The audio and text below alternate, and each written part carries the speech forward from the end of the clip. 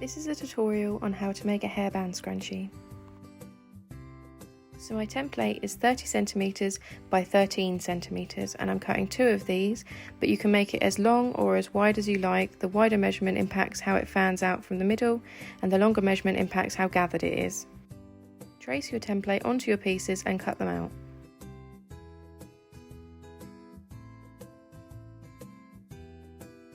Now you want to take both pieces, face right sides together and sew along both short edges, joining it into one big loop of fabric. Press both of your seams open. Now we're going to do what they call the burrito method. Lay your fabric flat, take the bottom and top edge of one layer and fold it up really small, then take the back edge and close together the fabric, forming a burrito. Make sure you pin or clip your fabric closed. Now on your machine, start at the top edge of where you pinned, making sure you're not catching any of the internal fabric roll. As you get to the end of your burrito, leave your needle down in the fabric and pull your burrito out from inside using your finger.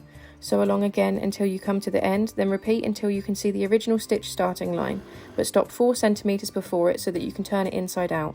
Back stitching at the start and the end stitching for durability.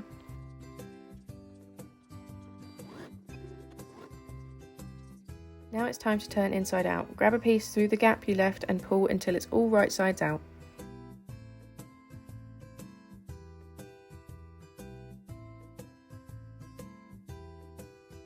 For elastic, I just measure a similar length to my wrist, leaving some extra for when the elastic is joined. Take a safety pin and pin it closed on one side of your elastic. Now thread this through the gap you left, gathering as you go, and make sure to keep hold of both sides of your elastic. You can always pin your loose end so it doesn't slip inside.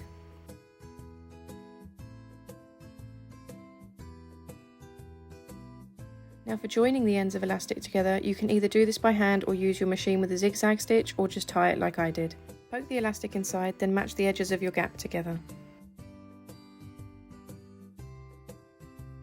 Now I use an invisible ladder stitch, but a lot of people just use their machine with a straight stitch setting. You start your stitch from the inside of one end of the gap to hide your knot. Now you put a stitch directly across from that stitch and go underneath that side of the fabric a few millimeters and then come back up through again. Repeat, crossing side to side until you come to the end.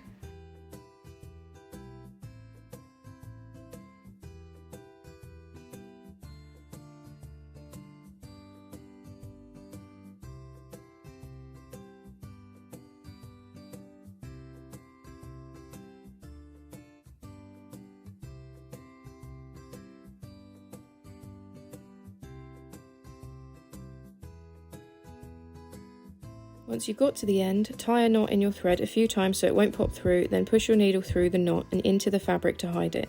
Then cut the loose end so it's buried within the scrunchie.